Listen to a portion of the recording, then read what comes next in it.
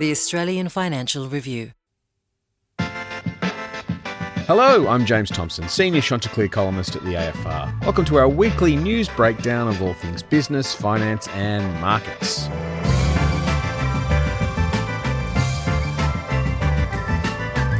With me today, as always, is my Chanticleer colleague. He always gets my preferences. Vote 1, Anthony McDonald. How are you, Anthony? What a huge weekend of matchups, James. Rugby League, AFL, and something in Canberra. Absolutely. This week we preview Saturday's election and its likely aftermath through the eyes of investors. We examine the $27 billion deal that tells you plenty about the state of the world and explain how cheap cardboard toys gave Woolies hope in the supermarket wars. But first, Anthony, the business behind Dan Murphy's has a new boss, and she's a high flyer. Jane Herdlicker, the former CEO of Virgin Australia, will become the next CEO of Endeavour Group, which owns Dan Murphy's, BWS, and a big portfolio of pubs, most of which have got pokies. Now, Anthony, this was a bit of a shock for me. Herdlick has been running the airline Virgin, as we said, for some time. We knew she was standing down from there. But did we expect her to bob up at Endeavour like this? Oh, mate, this was a big surprise. It's funny. Everyone seems to have a Jane story. You know, there's just something about her. She's like GYG. You know, she can be divisive, contentious. You know, when that announcement came out, it was unexpected. The newsroom just lit up. My first impression was, gee whiz, James, does Jane know much about booze and pokies? Because, you know, that's what drives Endeavour's revenue and earnings, right? They're the two main things. It's got bottle shops, it's got Dan Murphy's and BWS, and it's got pubs. And amongst those two things, you look at it, booze and pokies are the big drivers. Yeah. But my second impression, James, was, gee, Endeavour's board's really making a statement here. Yep. You know, Jane's renowned for getting busy, doing things her way. She's, as I wrote, the unstoppable force. And this company has performance problems, and it looks like they're trying to address them or get her to address them. But James, it's also got the immovable object, as I wrote, which is Bruce Matheson, the pubs baron, who's equally combative, maybe even more so, can be divisive as well. He's got 15% of the company. Yep. He's tried overthrowing the board only 18 months ago. Can be a bit prickly. I mean, he's really pissed off with the underperformance of the group. So you've got this immovable object meets an unstoppable force, and it's just one of those great questions, James, about which one emerges on top. But, mate, good luck to her. And the key thing, I think, like Virgin, Endeavour's got great brands. Like I said, Dan Murphy's, BWS, very well known. And Jane took a good brand at Virgin, a company that was bankrupt at the time, and turned it around into a pretty profitable business. The bit she couldn't do, though, is get it back onto the ASX boards. Yes. Right? Just as it's trying to float in unreliable markets. Virgin's been held by a CEO with only a few minutes' experience, which is quite remarkable. And the reason that's the case is because Bain Capital just didn't want to float it under Jane. Now, when the changes happened at Virgin, we were told that Jane just didn't want to sign up for another 3 or 5 years running the company, James, because she needed a break and just couldn't put in the effort. Well, what do you think she signed up for at Endeavour, James? Yeah, 3 to 5 years of hard graft, right? Exactly. So anyway, it's going to be fascinating. Put the popcorn in the microwave. I'll be watching. You'll be watching. How do you think it'll play out? Oh, look, I mean, I think what Jane Herdlicker knows is consumer businesses and consumers. You look at her history, Jetstar. You know, she was the one working alongside Alan Joyce who really got that firing.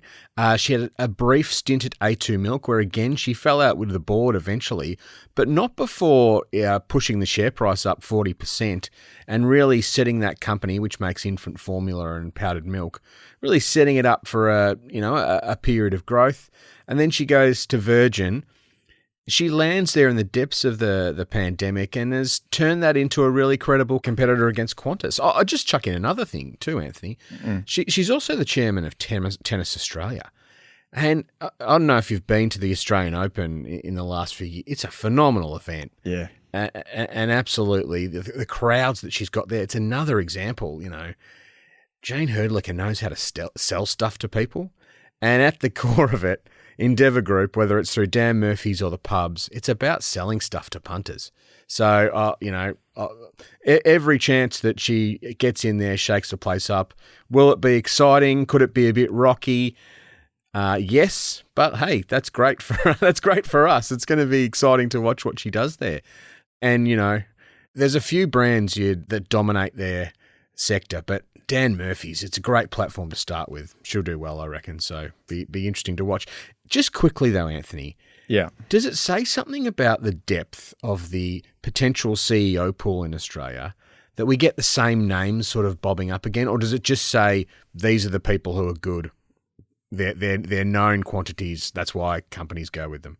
No, I think you're right, James. I think this shows it's a very small talent pool out there. The fact you get someone like Jane who's gone from Virgin and then like 2 minutes later she's signed up as CEO of a $8 billion company like Endeavour Group, it shows you there's just not lots of options out there for boards. So we saw it with Star Entertainment as well. We got Steve McCann, who ran Lendlease for a long time, sort of ran it into the ground, a lot of investors would say. Yet 2 minutes later, he was CEO of Crown Resorts when he couldn't find anyone else, and then just parlays that into running Star Entertainment. So there's just not a lot of options out there for boards. Yeah, absolutely. Now, James, we can't let one of the big corporates' decisions of the year pass without mention, and that's oil and gas giant Woodside, which has hit the go button on a $27 billion investment in a liquefied natural gas processing plant in Louisiana in the US. James, this is a huge investment by Woodside, its biggest investment. Can you give us some context, though, please? Like, what's it actually about? Well, Anthony, I reckon this deal's about three things. Yep. So, first, let's face it, it's a bet on fossil fuels. Yeah. They're betting that the era of fossil fuels is far from over. This is a LNG plant that's going to have 40-plus years of life. Wow. So they are betting that this thing will still be running in 2070, 2075, probably up to 2080.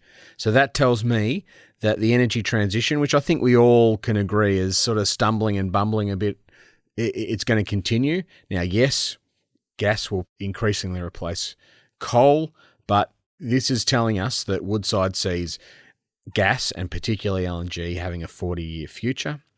The other thing this tells us, America is a much easier place to do business than Australia.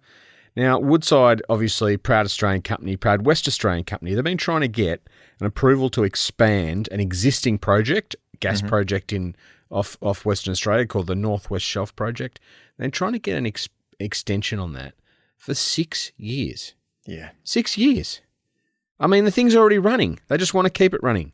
And it's taken 6 years and they still haven't got approval. By contrast, they go over to Louisiana in the US. They pick up this project.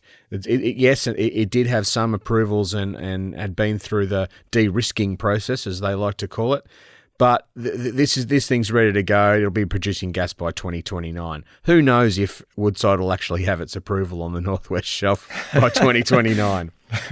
Third thing, this is about Trump. Yeah. Now, okay, it's not going to be producing gas until notionally Trump is gone from the White House in 2029. But Woodside's already fielding plenty of interest from buyers around the world who are thinking about how do we reduce our trading deficit with America? What about we need to buy gas anyway? Let's buy American gas. And so Woodside's got gas buyers from around the world coming and saying, oh, we'd love to buy some of this gas because it helps us in our negotiations with America down the track, shores up our relationship with America. So those are three pretty big picture things. This is a big money deal, but it just shows you the way the world's going, I think, Anthony. Yeah, I agree, James. I mean, I'm so glad we're talking about this one because our job's funny.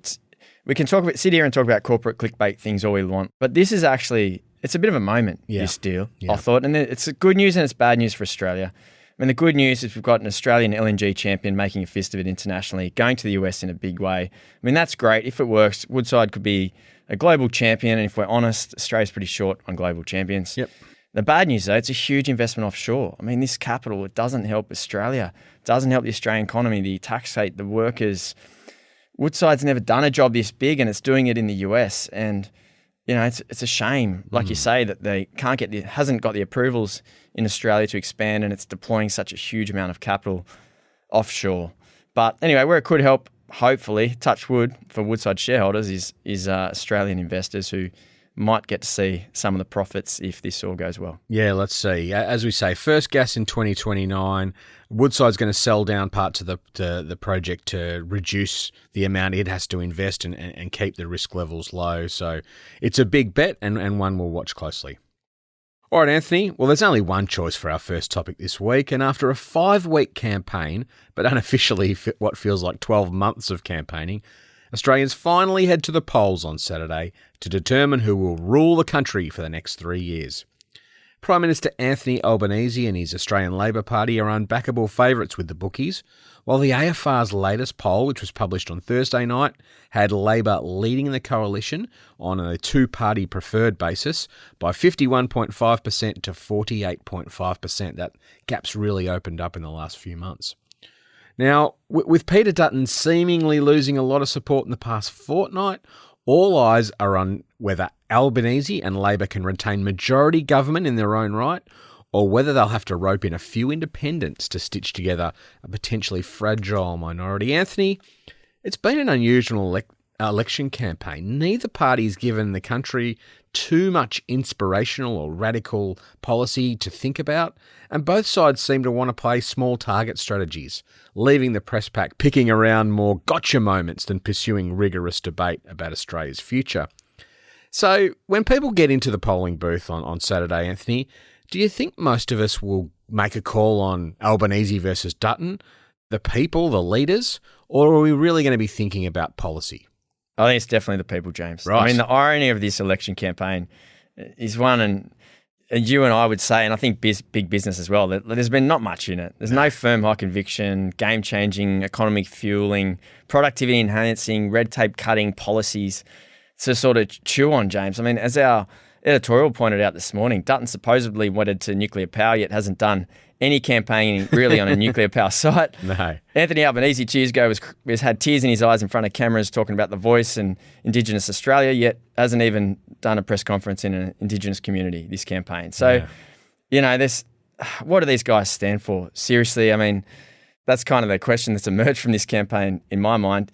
Yet, James, at the same time, we have Phil Coorey, AFR's political editor in Canberra. I mean, he's saying this campaign has been the most influential in the way people vote in his memory. Right. You know, because the wheels have fallen off Dutton and the coalition, while Anthony Albanese and the ALP have sort of kept it together brilliantly, you could say, and the polls have really swung in Albanese's favour. So I think when the dust settles on this election, James, and we look back, how will we remember it? I mean, if Albanese wins, and if the polls are right, I mean, what does it say about how to inspire Australia and get elected? I mean, what does it say about how to get voted into the best job for another 3 years? But I agree with the premise of your question, like the vacuum around big ideas and conviction behind big ideas like nuclear turns this into a personality contest between the two. And we've seen plenty of leaders' debates that sort of plays this up with the two going at it. I mean, I think one of Labor's advantages in this personality contest is behind Anthony Albanese, you have a few faces that we recognise now and different people will trust for different reasons. So you got your Tanya Plibersek, your Penny Wong. I mean, Queenslanders probably like to see Jim Chalmers getting around in his Brisbane Broncos shorts. I feel like they can trust him. Yeah. And I think that's genuinely how people vote. You know, they vote on these faces. On the other side, on the coalition side, I'm not sure that you get that same ability to pull the swing voters from an Angus Taylor, Barnaby Joyce, Bridget McKenzie, etc. Yeah. So, I was very taken, Anthony. Joe Aston, dear friend of the podcast and former colleague at the AFR, who's now out on his own with a new news site called Rampart. He writes for the AFR every month. His piece was out on Friday morning with the headline, "These people are numpties." Yeah. I thought it wasn't a bad summary of what we've had to sit through for most of the campaign. It's just been pretty uninspiring, really. Yeah, it has. But James, it's election day on Saturday. Does it matter who wins? Given everything we've just said then about policies, does it matter? Absolutely. The irony of such an uninspiring campaign is that the next leader is going to face such a storm within weeks. I mean, just think about what might be coming at them in the next, 5 weeks. Okay, first thing is a US recession. It looks like it's pretty much boiling. Yep. The US shelves are going to be emptying. Trade between US and China has stopped. That's going to have ramifications. All right, well, there's your first big test, Prime Minister. Good luck with that. Second one, I mean, this has largely been ignored in the last week, but Pakistan and India It's always tense on their border, but it's exploded in the last couple of weeks. And we've got China lining up on the side of Pakistan, and we've got America lining up on the side of India. Wow. Well, there's your second big test, Prime Minister. That's probably, that might be 3 days away rather than 3 weeks away. And then in the background, Prime Minister, we've got, I think on Monday, the Prime Minister's going to have 66 days to sort out the tariff deal with the US, or we're going to be hit notionally with a 20% tariff in a couple of months. So I think it really matters who wins. We're in a really consequential period. And if you look at the way the world is changing, the next Prime Minister, I'm not sure if they're going to regret winning this election, but it's going to be a heck of a difficult time. The collapse in consumer confidence and business confidence that's been caused by Trump's trade war is going to be really difficult to navigate. Even if we see a trade deal between China and the US in the next, 4 or 5 months, do you really think the tensions between those two countries are going to subside? Do you really think Trump's going to stick to the deal? I mean, it is not hard to see a world where America forces its allies to pick between China and the US, and Australia would face a really difficult choice. And all of that is ignoring all the other issues we've got, no productivity, aging population. It's completely forgotten now, but less than 2 years ago, Jim Chalmers put out an intergenerational report that warned us explicitly that growth in the next 40 years is going to be a lot lower than growth in the previous 4 decades. None of that has been dealt with in this election campaign, but the next Prime Minister, they're going to have to get on top of it. So I think it's extraordinarily consequential. I think the next government is really going to have some serious challenges to deal with. I mean, we do have a few things in our favour though, don't we, Anthony? We've still got lots of stuff that the world needs. Iron ore, critical minerals, copper. So, it's not all doom and gloom, but it's not going to be easy, is it? Yeah, it's a bit unfashionable, but yeah, the iron ore, the coal, LNG, I mean, it still props up the country's budget, props up our exports, and we've still got those. And while those are going for decent prices, I think we are lucky in Australia. We do have some extra shelter. But if you strip those away and take a look at the underlying economy here, James, I mean, your big 3 issues there were all very global things.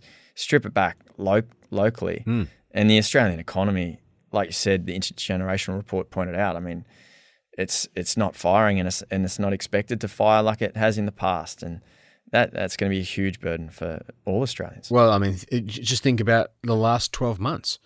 All of our economic growth has been driven by government spending. All of it. All of it. So, who wins and what they do with the purse strings is really important. But let's assume the polls are right, Anthony. Labor wins. What could we expect from 3 more years of Labor? Well, both parties' platforms are stimulatory, James. Like, they address the cost of living, housing, energy, but they're both about spending and government deficits, whoever wins. So prepare for the deficits, James. I mean, the election costings came out this week. They pointed to deficits worth $150 billion or $137 billion over the next 4 years, depending on which party wins. So throw a blanket over them, James. These are spending governments about deficits. Both parties have policies that support the housing market. We spoke about them a fortnight or so ago, James. I mean, the demand side, stimulatory measures aimed at first-home buyers, which sounds great, but we fear that they just drive up the prices and actually end up being another own goal and don't address the lack of supply, the supply side capacity issues. Now, if Labor gets up, James, they're talking about expanding Medicare, a bit more energy bill relief, another 6 months. But I think more importantly, take a step back and what they don't say in the policies is just from a sentiment perspective. We've seen this isn't a big business friendly government. No. It's shaken up the institutions, the RBA, for example. It's made the regulators tougher, like the ACCC. It's kept their foot on banks' throats with things like regional bank closure moratoriums, clamping down on them if any notion that there'd be a fee on withdrawing cash in branches, for example. Yes. And it's really pissed off the major miners with the same work, same pay and the IR changes. It's gone after the supermarkets. It's talked up critical minerals and renewable energy as long-term solutions for Australia's economy, but I mean, they're not firing. But put it all together and you do get a pretty business unfriendly environment, which probably reflects the wider feeling in society, James. And at the end of the day, that's what politicians tend to do. But I also think that big business was probably more worried about the coalition coming in. Yeah, okay. They tend to think that Dutton's more into the populist stuff, breaking up the supermarkets and Bunnings, going after the insurers. And Angus Taylor, your mate from the debate last week, he didn't seem to win too many fans from people I've spoken to that were in the crowd there either, James. So from an economic perspective, I think we muddle along. I think we'll get a wake-up call at some stage. And I dare say from the way you're thinking, you'd be like-minded. It feels like we can't keep living off the public purse. We need to get some sort of pain here, don't we? We need a shock to really fire us all up and get those structural reforms that that we had 25 years ago, we had 35 years ago, we had 40 years ago, but we just haven't seen too much of it lately. Yeah, it's tough. You never want a recession because recessions are ugly and they hurt and they're hard to get out of. So maybe this global turmoil is a bit of the burning platform that Australia needs to kick itself into gear.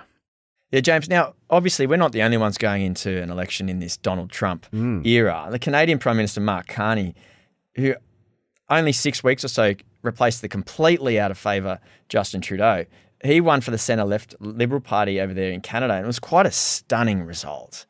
What did we learn from that we could apply to our election here in Australia? Oh, there's only one lesson, Anthony. Yeah. Michelle Bullock for PM. Mark Carney, if you don't know, he was he used to run the Bank of Canada, then he went and ran the Bank of England. Michelle Bullock's the perfect candidate. Seriously, how good has she been in all those press conferences? She's, fantastic on her feet, level-headed, calm. We know she knows her stuff. I think she's the perfect candidate. Mark Carney's blazed the trail for her. The only problem? I don't think there's any way in the world Michelle Bullock would be interested in that. Look, I think that the main thing we can learn is that 12 weeks is a long time in politics. Yeah.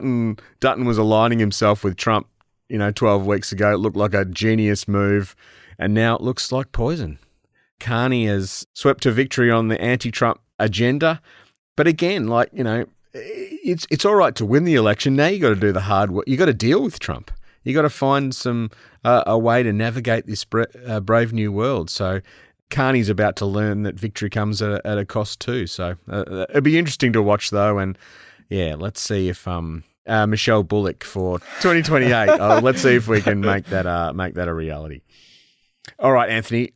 Before we get off this topic, what's the one thing you're going to be watching out for on election night? Is there a little something our listeners should keep an eye on? I want to see how many of the independents get elected for a second term, James, particularly the Teals. We see that once these independents get in for two terms, they can be really hard to remove. Look at Bob Cattay's 50 years as an MP, 30 years in federal parliament. Zali Steggall up here in Warringah, James. She's going for a third term. She looks like a heavy, heavy favourite. So the Teals more broadly, 6 of them got elected to the lower house last election. How they go, particularly in the case where we're talking about potentially minority government, which way would they go? I'm surprised they haven't been pushed harder on which way they would go if it does get into a minority situation. I just think if I was in one of those Teal seats and you're lining up to vote for one of these candidates, wouldn't want to know who ultimately you're siding for. So yeah, I'm watching for that. Is there much else? I think there's 2 things. One's Victoria. Obviously, Labor's on the nose in Victoria. Will that be the place that where Dutton makes some ground? And the other is what Albanese says if he wins. He's bought a nice retirement shack on the central coast of New South Wales. Does he win and say, look, I'm committed to going the full term, or is there any hint that he might pass the baton sometime in the next term? But let's wait and see. Should be a fun night, and get out there and do your thing for democracy.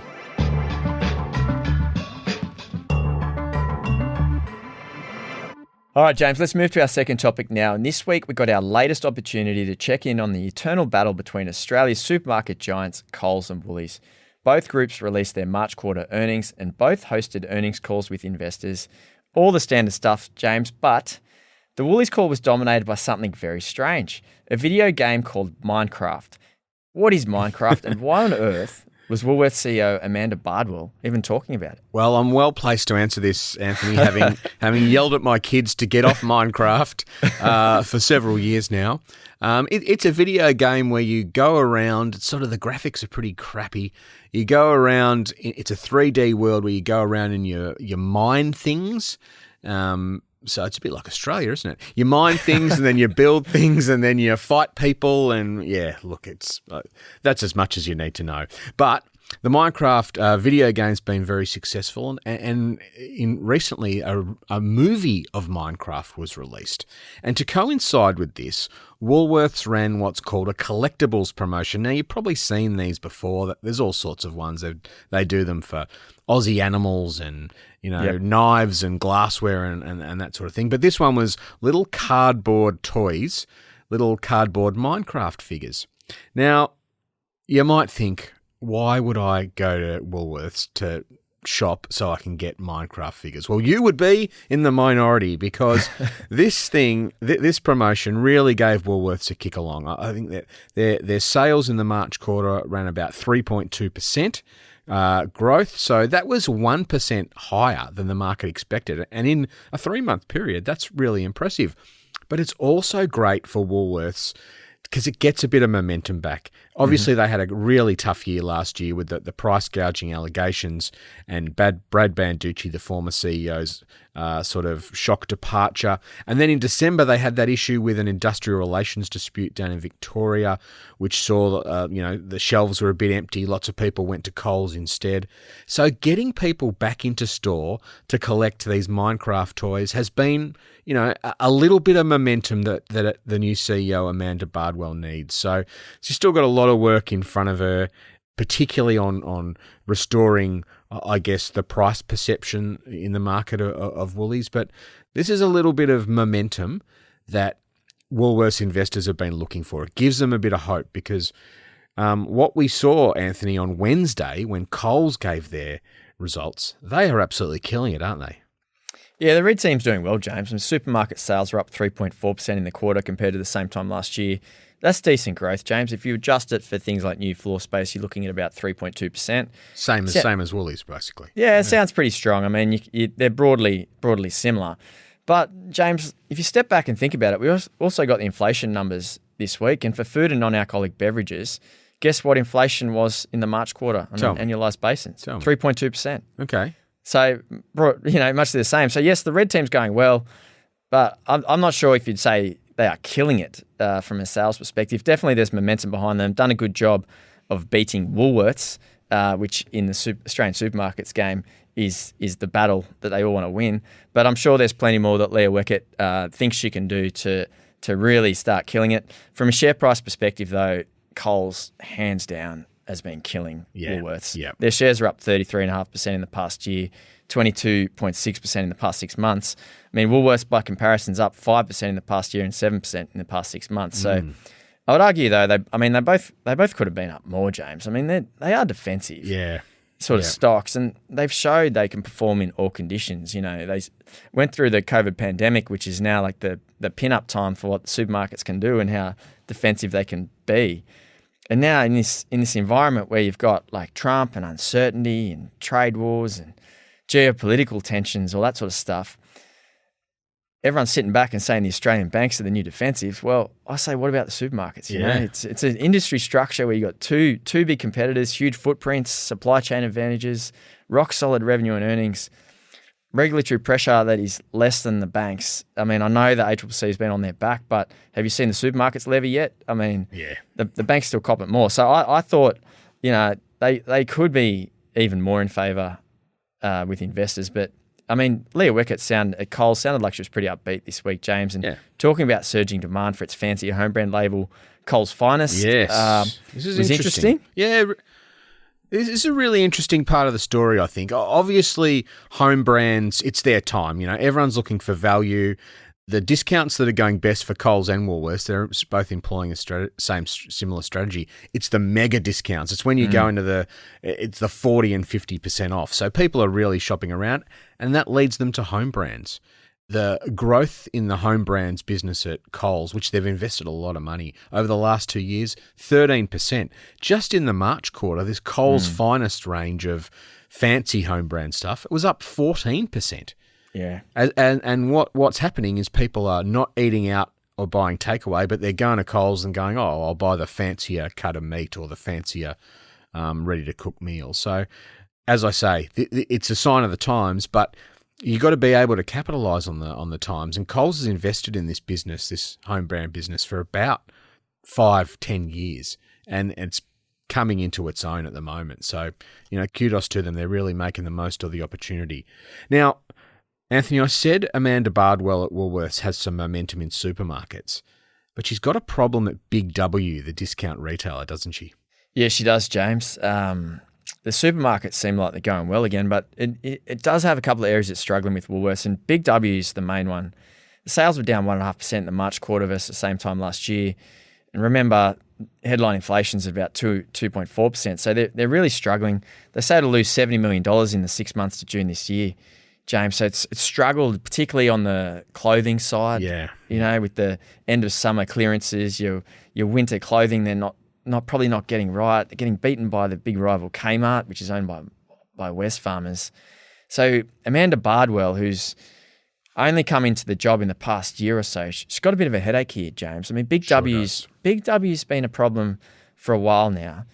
And how do you fix this big problem? And the core of Woolworths is and always will be supermarkets, right? But you've got this thing on the side, Big W, it's taking up management time, it's losing money.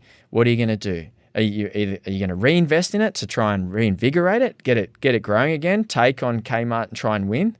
Are you just going to cut off the cash and just run it for cash, just milk it for everything it's worth, close stores you need to, and just sort of wind it down slowly? Or do you have to just move on completely and say, okay, well, it's not working for us. Let's sell it to someone else. Let them invest in it. A bit like Dick Smith did. It did with Dick Smith more than 10 years ago, although that ended disastrously Yes. a few years later. But yeah, she's definitely got some big decisions to make. And James, Brad Banducci, the former Woolworths CEO, you knew him better than me. I mean, he was one of the rock star CEOs in the pandemic, kept the supermarkets open, kept Australians fed, all that sort of stuff. Investors still love him. But since he's left, I mean, the supermarkets have gone soft, and it's just starting to emerge that Big W, there's problems there. And, is this something that should have been addressed by now? I think it is. They've just hoped and hoped and hoped things would get better. And sometimes it has. Like, it's been green shoots, but now the green shoots have been trampled on, and we're back to dirt again. So August is D-Day for Big W. That's when the results of Bardwell's big strategic review will be in. And it's a very tough decision coming up, but we'll see which way she goes. All right, Anthony, let's come back after the break. It is a huge week for corporate Australia next week in the midst of the election. We'll tell you why in a second.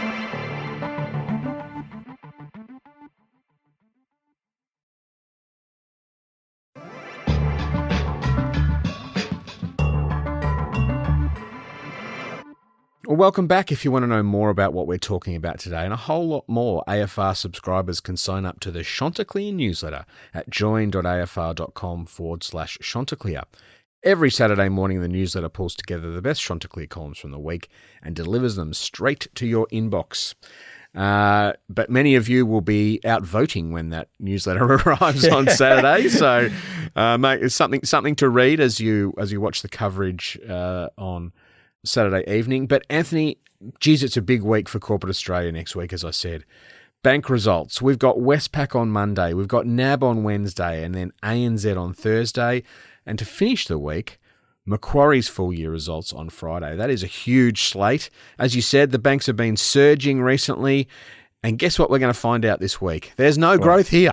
They must be defensive safe havens then, James. I mean, what we'll be looking for is, can they eke out some growth? How are expenses going, and where are bad debts at? I don't think we're going to learn a whole lot, Anthony, but look, they need to justify these high share prices. Let's see what they got. But the other thing, Anthony, is we've got the Macquarie Australia Conference. So this is a big conference that Macquarie holds.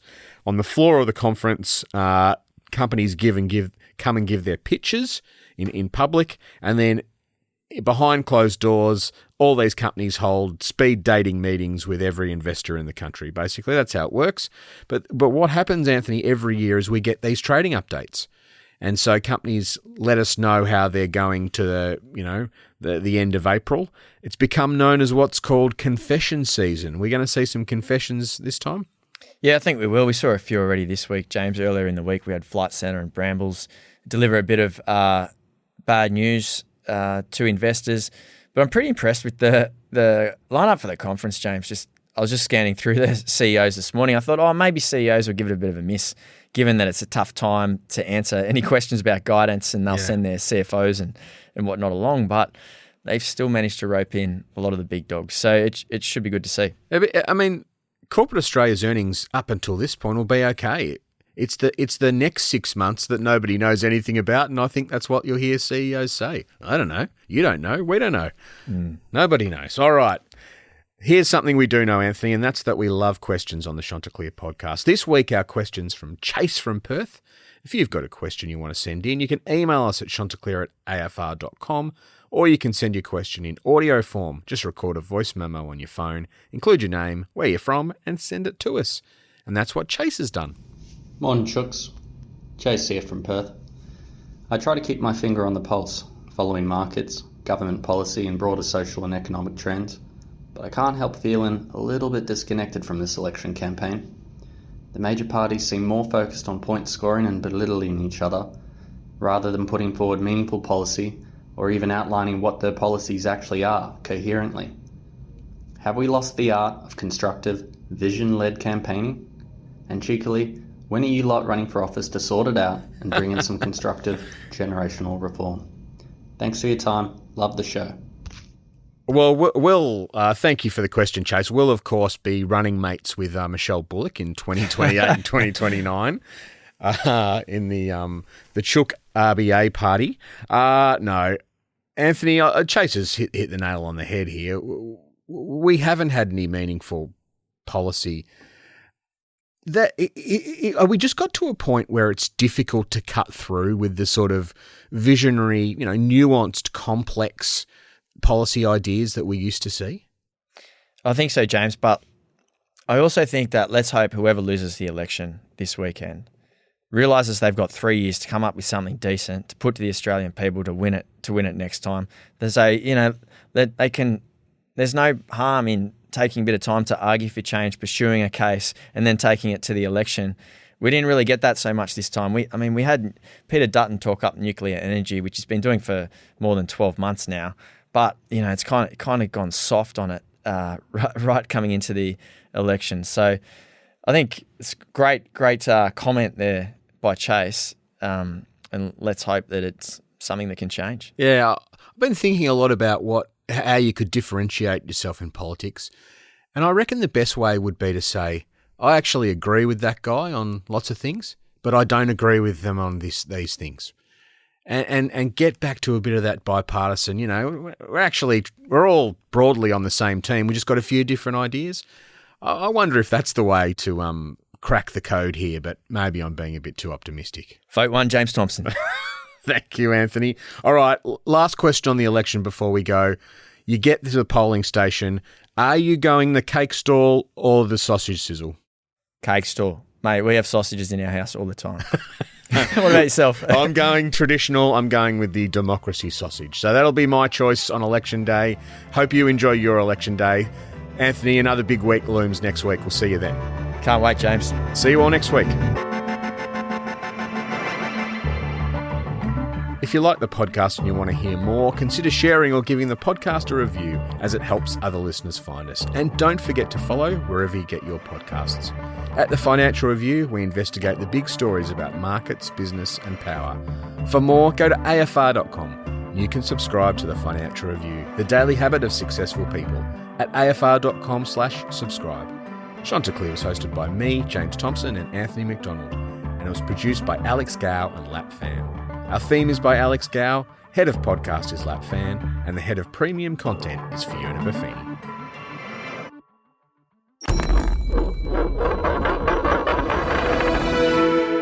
The Australian Financial Review.